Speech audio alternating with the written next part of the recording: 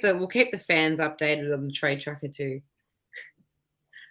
Good evening, everybody. Welcome to the AFLW show. Kira can unfortunately not be with us this evening, so we have a beautiful replacement. Amanda, how are you? Good. How are you? Good. Welcome back to the show. Sorry we didn't let you know that you were coming on with just me tonight. That's fine. I am happy to provide extra, 33% extra. That's fine. But no, what a week to join us. We've had a win. Yes. Last time I was on was also after a win, so I feel like this is a good streak. Maybe you should come on after every week, or maybe just come on in advance so we so we know what's going to be a win. Yeah. More than happy to have you on the show. So let's get into it. I'll play our intro and then we'll get stuck into the review. Get a minute of your time. Get a minute of your That's the first time that I live right, and I'm never gonna let you out of my side. I've been knocked out, was a nice try, but I guess I get to keep my head on this time. It's a great rush in front of her. Makes the most of that open space for a couple of bounces.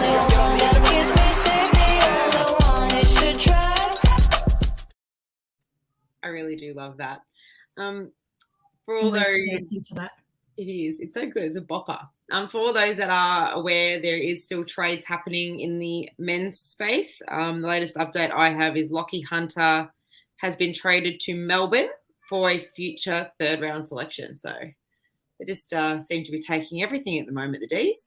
They took Josh Shackey earlier in the day. So in the men's world, that's all happening in the background tonight. So we do apologise if I stop every now and then to let you know of any trades in the next half an hour because I feel like it's all going to go down.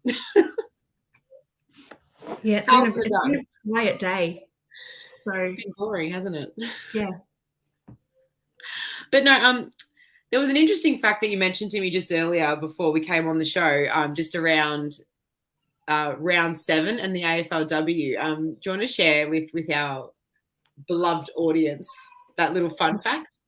Yeah, so what I was thinking about when I was watching the game, and I thought this is a great performance. And I remember that in season 6, we turned our season around about halfway through the season or a bit after that. And turns out that was also against St Kilda, completely dominant display against them again. Maybe we just play really well against the Saints. Look, not complaining. Fun fact, it was also round 7. So it's been a little running joke in my little friendship group that we say round 7 is when we decided to turn up in the season. And unfortunately, it may be a bit late for us in terms of the run. The fixture should just have us playing the Saints from round 2. Why not? And we could get off to a better start. I don't disagree there, but no. And we'll start off straight off the bat. Good evening, Chris. Yeah, literally. Yeah, great question. I think we've been crying out for that, and Kira and I have reinvented the wheel about 6 other times this season in regards to our performances and how we move the football, and it was a complete performance. You're right, and I'm shocked at the fact that I was at my club best and fairest on Friday night, so I didn't get to see the game live. I had to watch it back, and I'm just gobsmacked at the fact that they finally listened to me and their forward entries had improved. Yeah, I was watching it on my phone on the tram. It's not the ideal way to watch, but it is when the team is going well, then you'll sort of watch it anyway. I sort of couldn't believe what I was watching. How was this the same team that was playing the last 2 rounds? Unbelievable. Our inside 50s were 42-22. Our marks inside 50, shockingly, 6-1. Contested possessions, 121-92. Tackles were a little bit down. Hit-outs, Bree Moody had an absolute day in the sun. What a game.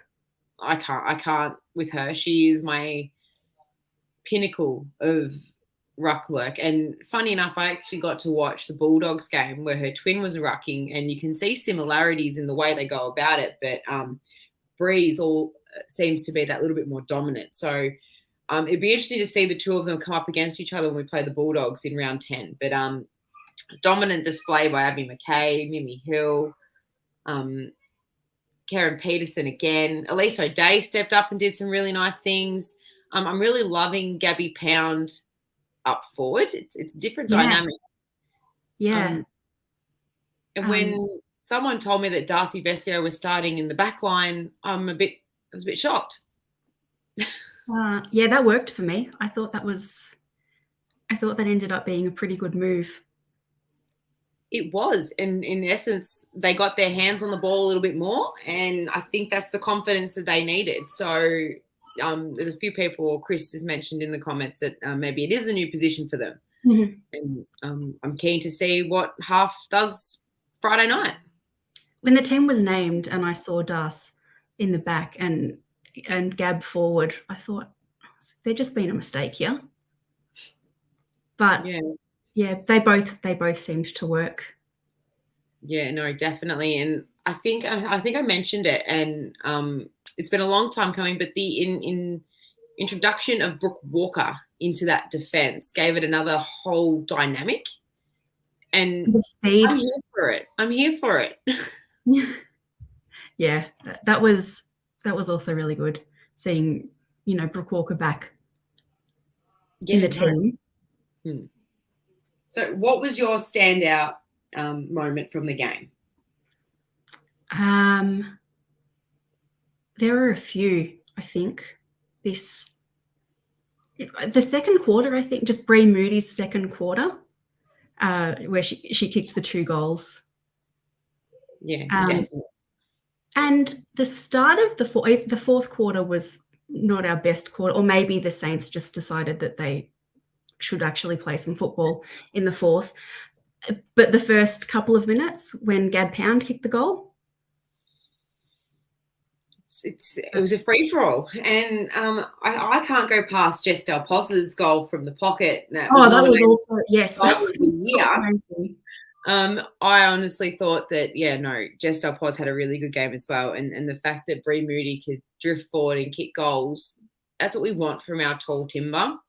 We have tall people for a reason. And her ability to win the footy on her own after her own ruck work and let alone mark the football and kick a couple of goals was, I think, good confidence for her as well. And I think this is the game, albeit late, the confidence booster that these girls need heading into the back half of the year, because as it stands, we're still a chance for the 8, funny enough, after all of that. After all of that, we are still in the running for the 8. We're currently sitting 10th. Our percentage is a lot to be desired, but we play the Bulldogs and the Gold Coast and Richmond in the coming weeks. So we need to start off by winning Friday night. But who knows where this game's going to lead? Like the rest of this season's going to lead. Like, is this the confidence booster that these girls need to kickstart the rest of their season? Like I said, albeit late. But I'm actually a lot calmer this week talking about the girls. I don't know. It must be just that winning feeling. A win makes it a lot easier to talk. I was really angry last week for many reasons, but I think you spoke about it on the show that it's turning people off. And it had been hard to watch. It has been difficult to watch, and some of my closest friends that I go to the football with and sit with for the boys, we've gone and supported the girls from day dot. So all 7 seasons we've been there, rain, hail or shine.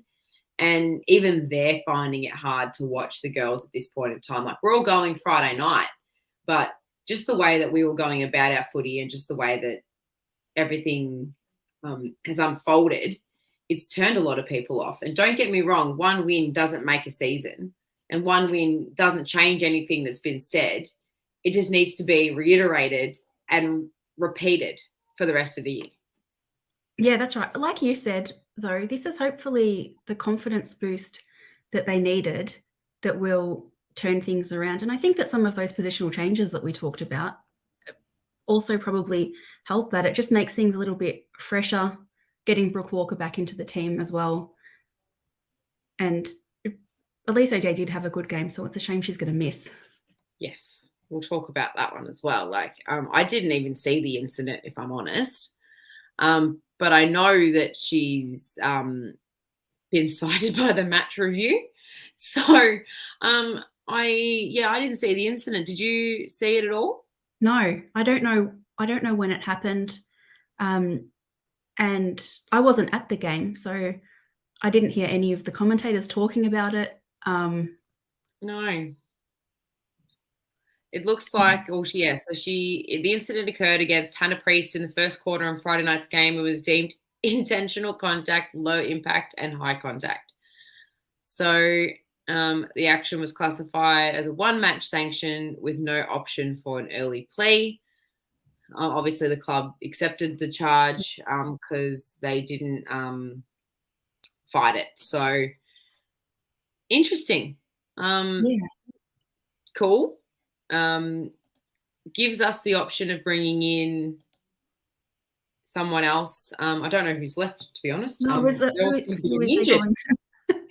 is they going to be?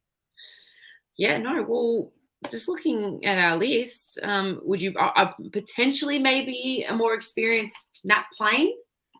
Nat Plain was already playing though. Was she? Yeah, she was brought in late for Annie Lee. Oh, well, there you go. Shows how much I was paying attention. I didn't even know she was. She was brought in really, really late. Must have, yeah, because I didn't even. Obviously, I really wasn't paying attention to her playing. Well, if Annie Lee's injured and Nat Plain's already playing, why not, Chris? Why not? Maybe Poppy Sharp. I'm not sure if Annie Lee was injured though. I think she might have been ill. So maybe she's okay to come back in, but she hasn't had a good couple of weeks as it is. No, so none of them have.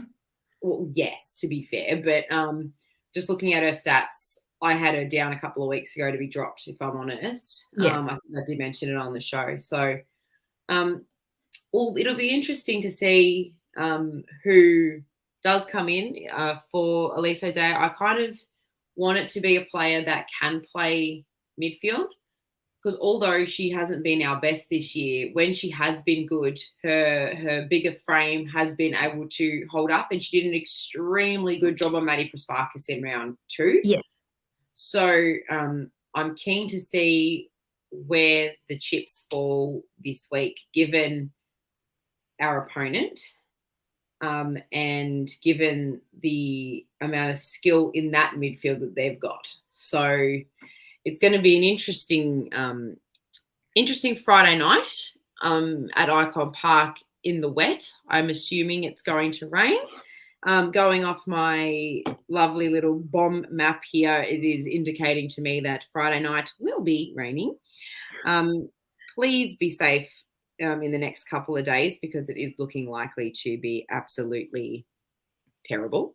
Looks like it's not going to stop. No, it doesn't stop. But Saturday's looking okay. No rain, but then it starts again on Sunday. So Friday night is a shower or two. So showers in the morning and afternoon. So that's not too bad then. But it's going to be an interesting night.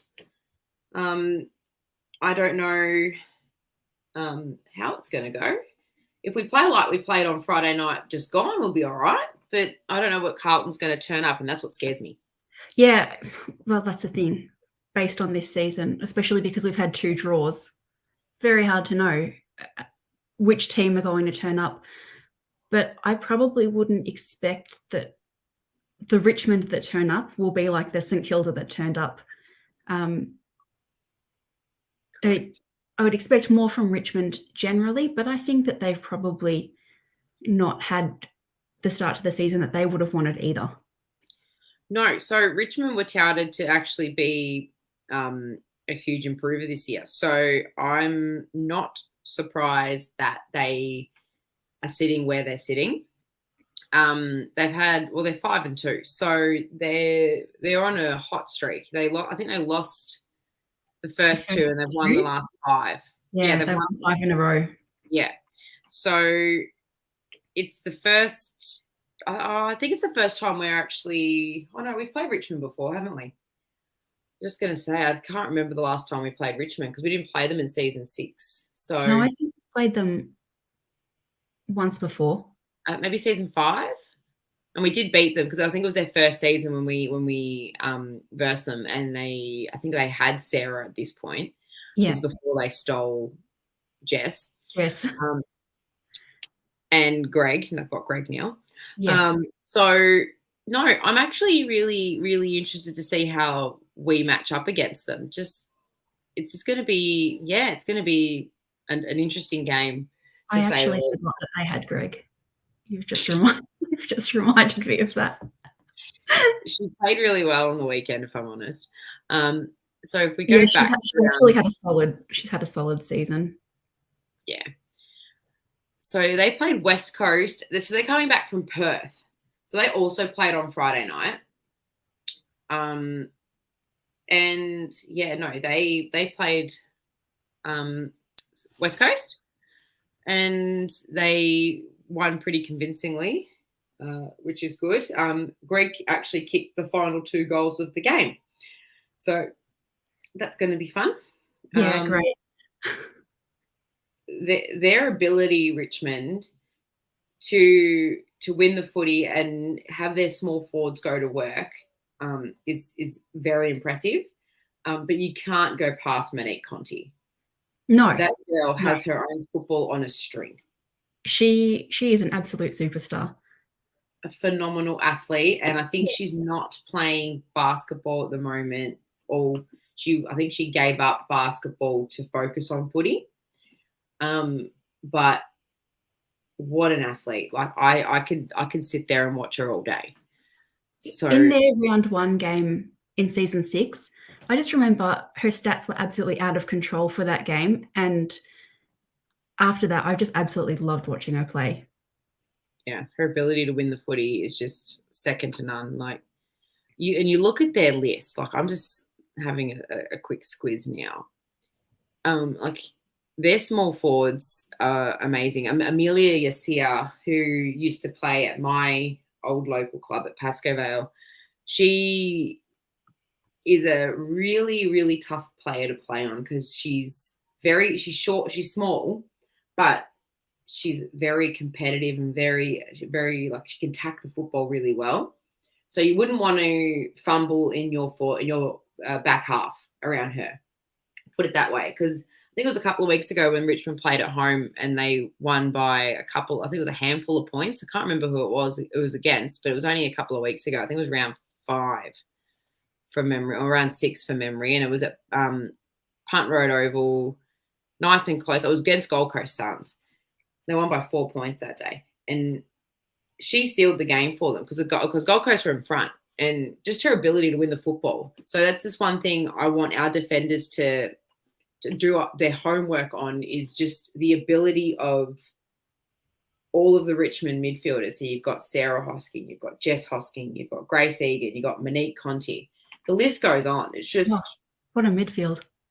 What a midfield. Half of it's ours. More than half. To see how they go about it. But it's just, I don't know. It's going to be, if we come out and play the way that we have played, like the way we played on the weekend just gone, we'll take it right up to them. And see, they were without Katie Brennan last Friday night, so I'm not sure if she will be playing this week. Is she injured? I'm not sure. I am actually, like, I'm not sure at all. Like, if I do a quick check on the Richmond W page, they don't really have much on there. Our latest news, here we go. No, doesn't look like. Doesn't say. No. It just has a lot about how Grace Egan is, how she won the game for them and blah, blah, blah. Great. That's what we want to hear. It's not what we want to hear. But no, it's one of those things where we need to see what the conditions are going to be like on the night and what Carlton turn up. So I'm nervous. Yeah. Nervous energy. Yeah, I'm definitely more concerned with what Carlton turn up than what Richmond turn up, to be honest. Me too. And it's just, I hate this unpredictability with this football club. That's right. I don't mind if they lose, but they have really given it a crack, then okay. I mean, you'd obviously rather they win. But if they end up kicking one goal, well, we're not going to be happy about that. I'm going to need to meditate if they kick one goal, because we've seen them kick 6. So we know they can do it. We know they can. Games previous to the games where they kicked 1 goal each game, we know they've been able to kick 4 or 5 goals. So they can't sit there and tell me they don't know how to kick goals, because we've seen it. We've seen multiple players be able to kick multiple goals. The fact that, was it last week or the week before, where a 1 goal came from a free kick? Yep. Gab Pound. Yeah. In the first quarter.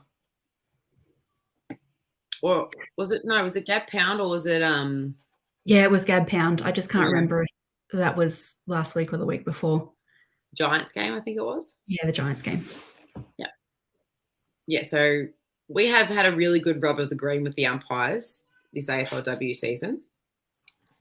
But we still can't seem to capitalise. So the game will be won and lost in the midfield for me. Yeah, and I don't want to say anything negative about our we have a good midfield as well, and I think that they are really working together really well. I mean, especially Mimi and Abby are just getting better and better. But you can't discount Richmond's midfield, because those names are incredible. Yeah.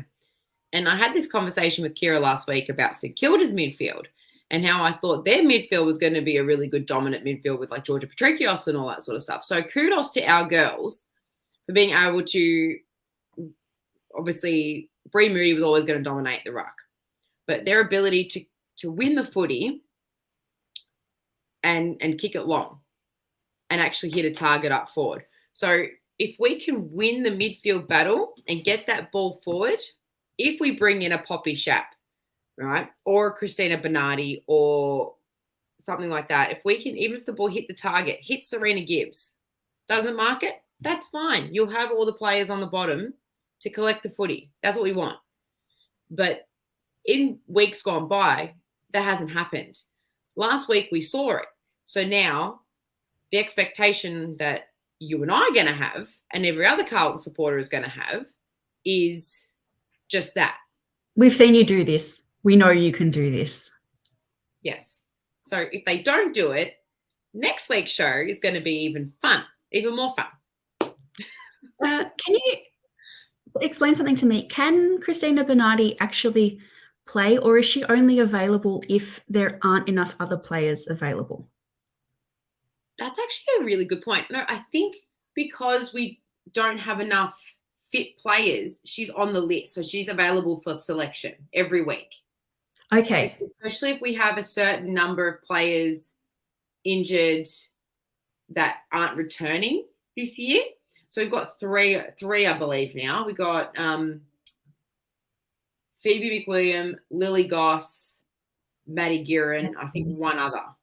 So that's 4 out of our main list that aren't coming back at all this season. So I think if I go, I'm pretty confident that she is available for selection every week. Okay. I thought it was just that week that she was available. That was because there were also 2 players concussed or something. Possibly, but no, I'm pretty confident she's been put on our list. Please, in the comments, if you know a bit more than myself. Someone knows the answer, please tell us. Yeah, if someone knows the answer, please tell us, because I feel like she's available for selection. But yeah, no. In other football news, Oh, the they really trade took went their through. time with that. The trade went through. Good for him. But yeah, no. Chris, I feel like Carlton can get a win against it. Oh, positive energy. I love this. It's been shocking when we play in the rain, but home advantage is a yes. Well, it's all well and good having the home advantage. We just need the fans to turn up to make it a home advantage, because if no one turns up, it's just a neutral ground. Yeah. Richmond fans will be there in absolute number because they're going for 6 on the trot. So if you're free Friday night, I suggest you come down to Icon Park. Feel free to come and sit next to me, and we will cheer nice and loud. Yep. Come and sit with us, Amanda. We're going to be sitting behind, I don't know where we're sitting. If it's raining, we're going to be sitting in the legend stand behind the goals. I'll look out for you. We don't like sitting in the rain because we do it too much watching the boys. So, no, but everyone get down to Icon Park, because not only is it a crunch game for us, it is also Pride Round this week. I wanted to make note of Pride Round. Our jumper this year is beautiful for those that haven't seen it. In fact, all the clubs that have put out a Pride jumper this year have been absolutely phenomenal. And I know that I'd be proud to wear it. It's a beautiful jumper, and huge kudos to all the people in the community that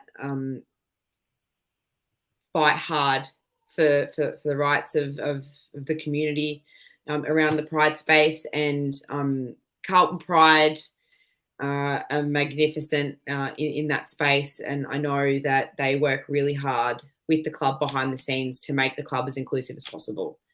And just listening to, I think there was a video that AFLW or the AFL put out today, just with, I think it was Bree Davey, Shiloh Curtis, and Gab Pound. If you haven't seen it, highly recommend.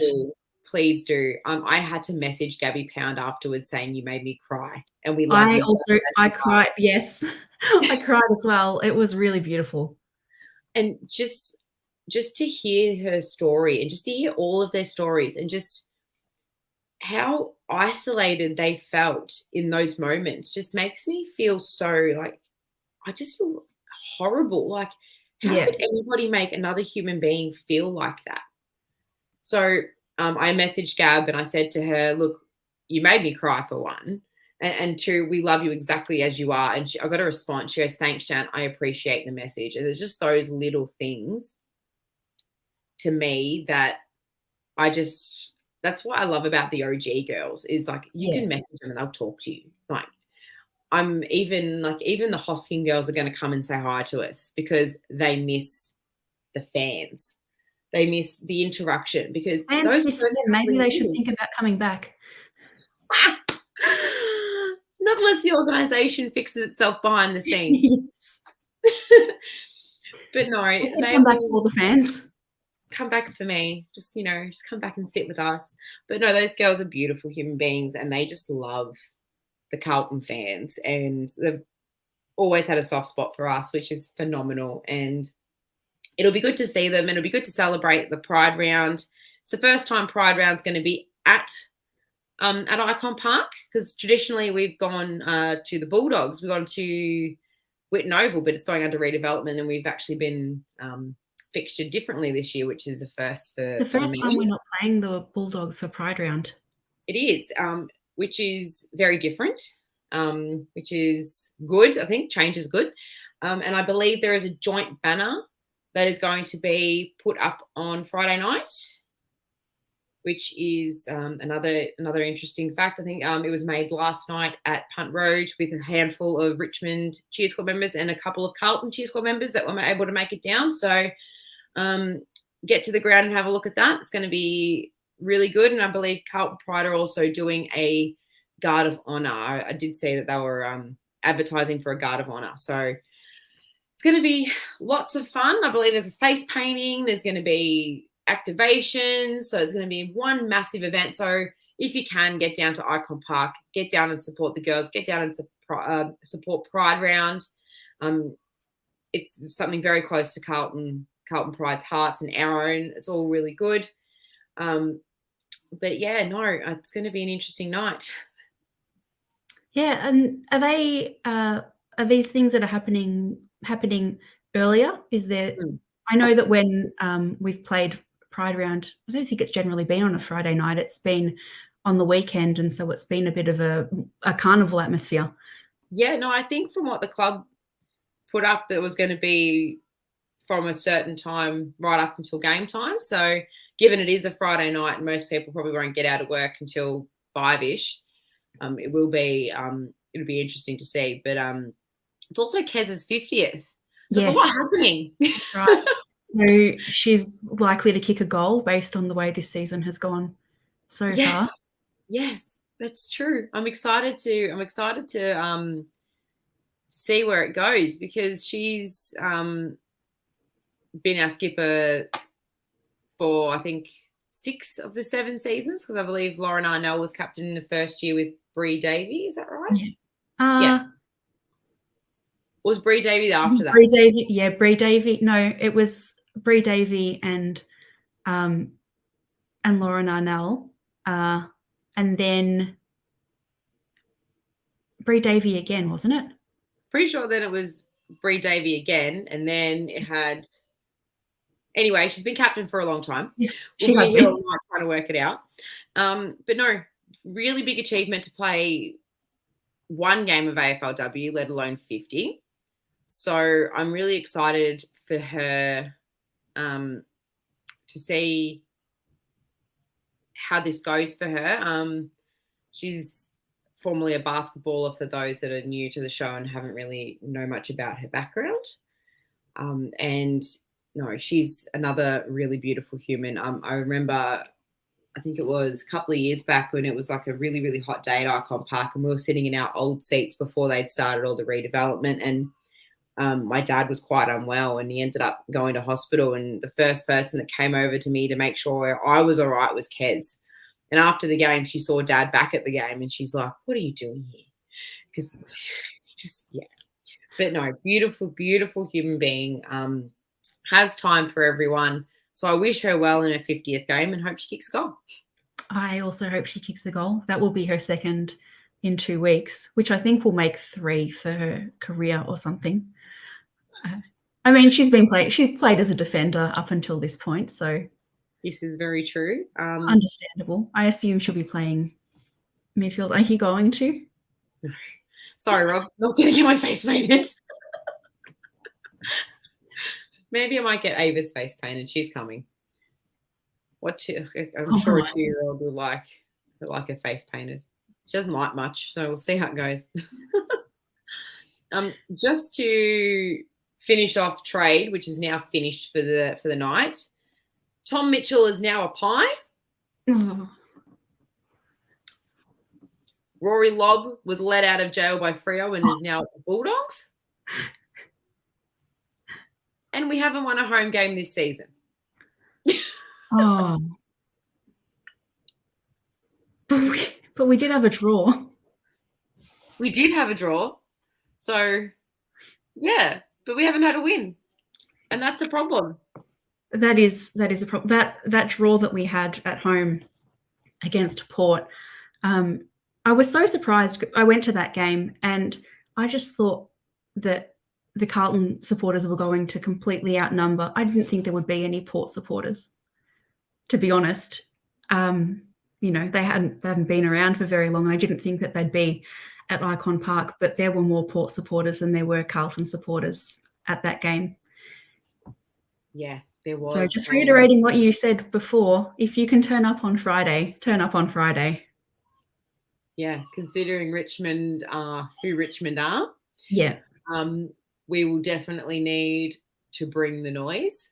As hard as it is, baggers, and from where we've come from this season, I know it's hard, but get behind them because they're going to need our support. And we've done it for the boys. We can do it for the girls. We've got to ride the highs with the lows. So let's hope we've seen the last of the lows and we're heading in the right direction. There's a man who goes to the same gym that I go to, and after the men's season ended the way that it did, he wears Carlton shorts to the gym every single time he goes. And he came up to me, I think maybe it was the day after, or maybe it was on the Monday. Oh, yeah, it was on the Monday, so the day after. And he said to me, "We always have to wear our colours, Amanda." Man speaks wise words. Yeah. Good reminder. It is a very good, timely reminder of that. And I, for one, would happily walk around wearing my Carlton stuff, even if we finished on the bottom. So just having a quick flick through, going back to the game, the preview of the game, the Carlton put out an article, a match preview article of the game, and it says, "Young Guns will again go head to head in the midfield with Mimi Hill and Abby McKay to go up against Monconti and Ellie McKenzie."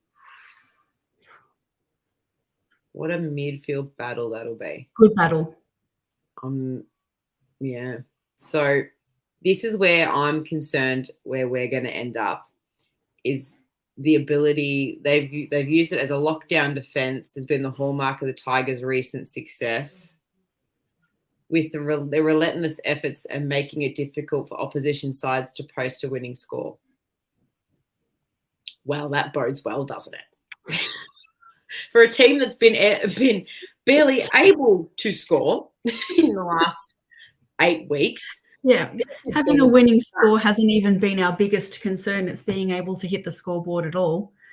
In general, getting the ball into the 50 and kicking any score in general, not just goals, but points as well. So, yeah, it will make for an interesting game. I'm keen to see what everyone's predictions are going to be. So pop them in the chat now, what you think your predictions for this week are going to be. And while we wait for those come through, Meek from Freo has gone to Hawthorn. A lot of these really last minute, down to the wire. Yeah, they said this was going to happen. They predicted this was going to happen. But yeah, no, give us your predictions. I'm going to say Carlton by 5 points. Ooh, I'm going to say Carlton by 14 points. Ooh, hey, what are you? I said 5 points. We just said this together, so we kind of just like bounce off each other. So here we go. I mean, yeah, you could both be right, but I hope I'm right. Carlton by 10. Hi, Lewis. 15 points. I just think that if they take the confidence from the game that they played, which they should, then that will help. It will. If our ball movement and our ability to chip, kick, and actually take marks and hit targets, if we do that, we'll win. Yeah. This is the thing. Like, it's the fundamentals that we've been talking about all year on this show. It's the fundamentals. We do them right, the rest will fall into place. And it did on Friday night from the first bounce. And I was talking to a couple of friends, and we're like, we can't deal with this football club because one week they're hot, next week they're cold. So I just want to keep this hot streak going. And yeah, just the fundamentals. Kick, hit a target, kick, hit a target, take your marks, go back, take your time, have your kicks, really think about it, and then, launch. They were saying on the broadcast that Half had been talking all week about going back to basics, and clearly they did, because they looked like they seemed to remember that there were actually footballers out there. But I don't want to be too negative about it because it was a fantastic win, but why would you take until round 7 to go back to basics when it was pretty clear that whatever complicated game plan that you had in place, if you had one, was not working because the basics could not be executed. Correct. Spot on, nail on the head. Amen, sister. Your guess is as good as mine. Why he waits until the last minute to play hero and go, oh, look, we can play football, and we start winning a string of games and everyone starts talking about how good we are, as opposed to the first half of the season when we really should have been just playing fundamental football from the start. Because this happened last season as well. If they had a really good season last season and all that had happened was, we had the mass exodus of players, then I could maybe understand what had happened. But this exact same thing happened last season. And we did Where have in round 7, they went back to basics and then they started looking like they could play. That's why he got another contract, because the back end of the season, the important part of the season, we started winning games. So for me, it doesn't work like that. No. And we had 7 players. I counted. I'm pretty sure it's 7 players that left in the off season. It was. So tell me again how he gets another contract. And we have another season with him next year. Not to mention all the players who left before that, in the preseason before that as well. Yeah. Yeah, I'm with you. Yeah. I think everyone's with us, to be honest. But look, it is what it is. Let's just keep the positive energy running. As Kira would say, we're winning this game. And I know she's going to watch this back to make sure I've said it. So, Kira, we're winning this game. I'm all here for you. We are going to win. I'm going to keep positive for you because you know what I'm like. Last week, I was convinced we weren't going to win the game, and it might have been the first time all season. I'm a really positive person, generally very optimistic, but I thought there's no way we can win this, and we did. And I feel like a bit of an idiot when I don't think that the team are going to win, and they do. Look, whenever I tip against Carlton, men's or women's, if everyone goes, why did you tip against your team? Why did you do that? I'm like, I'm happy to be proven wrong. Yeah. And also, have you seen them? Literally.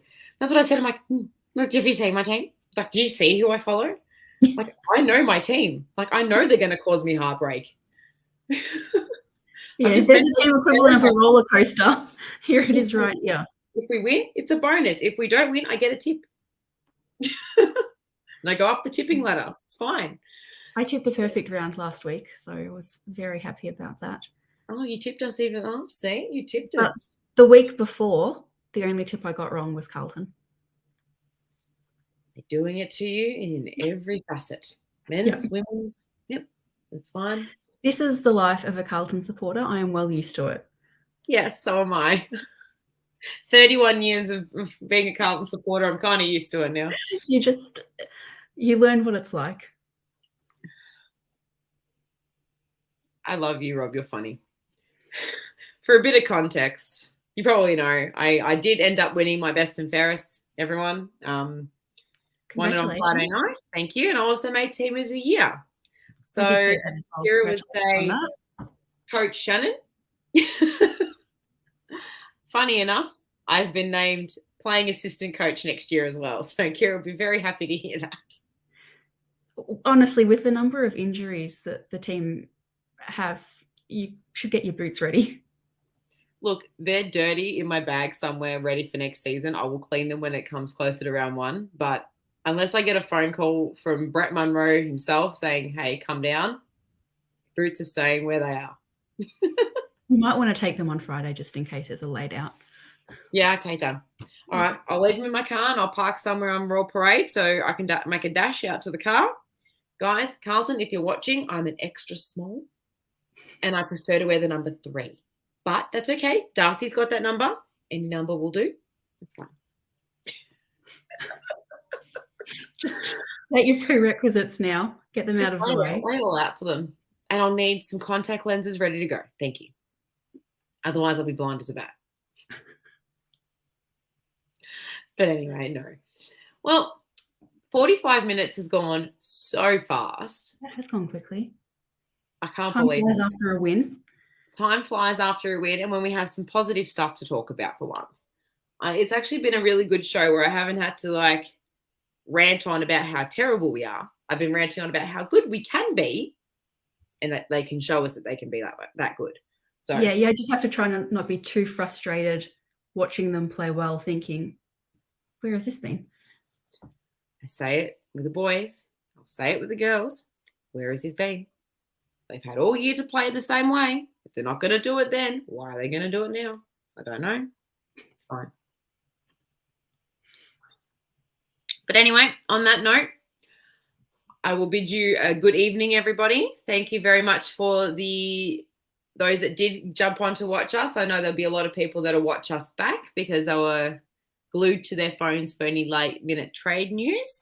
I believe there was one other one. Diego Mira's gone to Freo in the last of the trades. So I know everyone would have been watching Trade Radio or listening to Trade Radio tonight, so didn't have everyone watching us live. So I know everyone's going to watch us back.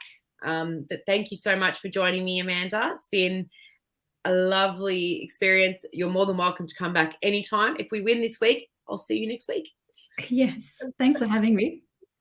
No worries. Well, up the baggers. Everyone get to Icon Park. 6:30 our game starts. So we'll see you all there and up the baggers. Go Blues.